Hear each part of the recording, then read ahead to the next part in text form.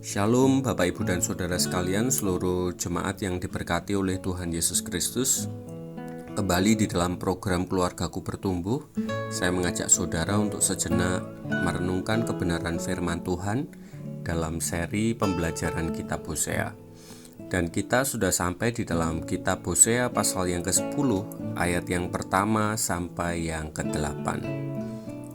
Israel adalah pohon anggur yang riap tumbuhnya, yang menghasilkan buah. Makin banyak buahnya, makin banyak dibuatnya mezbah-mezbah. Makin baik tanahnya, makin baik dibuatnya tugu-tugu berhala. Hati mereka licik, sekarang mereka harus menanggung akibat kesalahannya. Dia akan menghancurkan mezbah-mezbah mereka, akan meruntuhkan tugu-tugu berhala mereka. Sungguh, sekarang mereka berkata, kita tidak mempunyai raja lagi, sebab kita tidak takut kepada Tuhan. Apakah yang dapat dilakukan raja bagi kita? Mereka membual, mengangkat sumpah dusta, mengikat perjanjian, sehingga tumbuh hukum seperti pohon upas di alur-alur ladang. Penduduk Samaria gentar mengenai anak lembu Bet Awen. Sungguh, rakyatnya akan berkabung oleh karenanya, dan imam-imamnya akan meratap oleh karenanya, oleh karena kemuliaannya telah beralih daripadanya. Anak lembu itu sendiri akan dibawa ke Asyur sebagai persembahan kepada Raja Agung. Efraim akan menanggung malu, Israel akan mendapat malu karena rancangannya.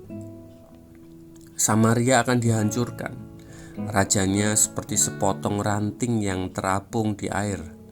Bukit-bukit pengorbanan Awen, yakni dosa Israel, akan dimusnahkan.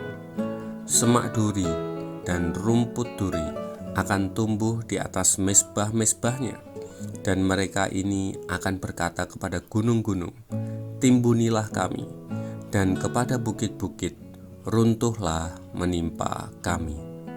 Bapak, Ibu, dan Saudara sekalian yang dikasihi oleh Tuhan, dari pasal-pasal sebelumnya saya dan saudara sudah mengetahui bersama bagaimana Hosea memperingatkan akan kesalahan-kesalahan orang-orang Israel dan menyatakan hukuman-hukuman Allah sebagai konsekuensinya. Dalam pasal hari ini kembali ada dakwaan yang Hosea nyatakan kepada orang Israel yang menyembah berhala. Ketika orang Israel menyembah berhala, ada sebuah keadaan yang terjadi di dalam kehidupan mereka. Yang pertama adalah bahwa mereka itu dikuasai oleh hawa nafsu. Orang Israel pada saat hari itu, mereka menerima berkat yang daripada Tuhan. Mereka menyambutnya, mereka menerimanya. Tetapi berkat tersebut digunakan tidak lagi untuk Tuhan atau memuliakan Tuhan, tetapi berkat itu digunakan untuk menyembah berhala. Kita bisa membacanya di ayat yang pertama. Dan kemudian yang kedua adalah mereka mengejar kemakmuran duniawi. Orang Israel itu memuja Allah, tetapi juga sekaligus menyembah dewa kesuburan atau berhala, demi mendapatkan kemakmuran yang lebih besar, dan mereka tidak pernah merasa kenyang atas apa yang mereka sudah terima. Orang Israel ini menginginkan sesuatu yang menguntungkan bagi jasmani mereka saja, tanpa memperhatikan konsekuensi atas apa yang mereka lakukan. Nah, Hosea memperingatkan bahaya kelicikan karena hawa nafsu. Ada sebuah akibat ketika sudah dikuasai oleh hawa nafsu. Akhirnya orang Israel ini menjadi pribadi-pribadi yang serakah dan licik. Dan untuk mendapatkan segala sesuatu yang mereka inginkan, mereka mengupayakan berbagai macam cara. Mereka menyembah Tuhan tetapi sekaligus menyembah berhala. Mereka menginginkan berkat yang dari Allah dan juga dalam tanda kutip berkat yang dari berhala. Kemudian mereka juga menjadi pribadi-pribadi yang mendua hati. Mereka sudah salah motivasi. Mereka ingin menyembah Allah bukan karena mereka hormat dan takut kepada Allah, tetapi karena menginginkan berkat yang dari Allah. Allah tidak berkenan atas sikap ini, dan Allah menghancurkan mezbah berhala itu sebagai tanda kebencian atas sikap orang-orang Israel. Allah menyatakan dirinya bahwa Dia lebih berkuasa daripada berhala-berhala.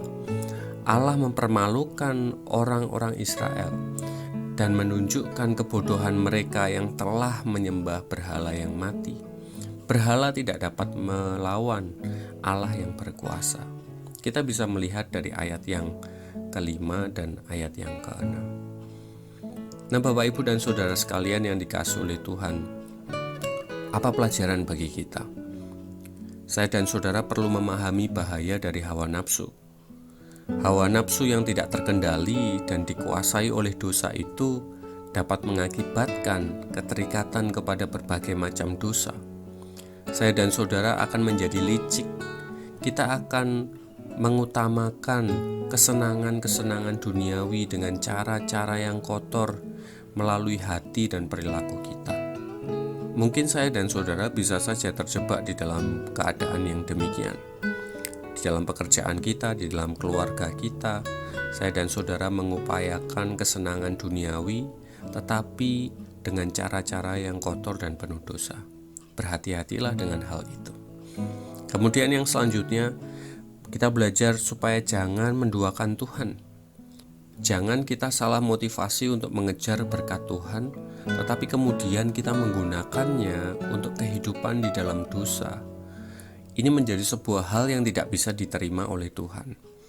Ini menjadi sebuah kekejian bagi Tuhan dan dapat menghadirkan konsekuensi hukuman atas kehidupan kita. Jangan duakan Tuhan dan kebaikannya dengan berhala-berhala kita. Bapak, Ibu, dan saudara sekalian, jauhilah hawa nafsu yang dapat menjebak di dalam kelicikan dan perbuatan kotor yang penuh dengan dosa, karena itu akan membawa kehidupan kita tidak berkenan di hadapan Tuhan.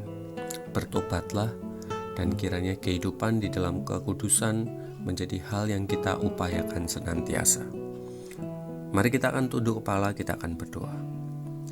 Terima kasih Tuhan Yesus, buat kesempatan pada saat hari ini kami belajar akan kebenaran firman Tuhan. Kami rindu Tuhan Yesus yang akan mampukan kami, supaya kami dapat memiliki kehidupan yang kudus dan berkenan di hadapan-Mu ketika kami menyembah Engkau ya Tuhan. Kami tidak ingin menduakan Engkau, dan kami tidak ingin salah motivasi di dalam menyembah Engkau. Jauhkanlah kami dari hawa nafsu yang kotor, dan penuhilah kami dengan kebenaran firman Tuhan, sehingga ketika kami berpikir, berkata-kata, dan bertindak di dalam kehidupan kami menyatakan kekudusan Tuhan. Terima kasih Tuhan. Di dalam nama Tuhan Yesus kami berdoa dan mengucap syukur. Amin. Selamat bertumbuh keluargaku. Tuhan Yesus memberkati.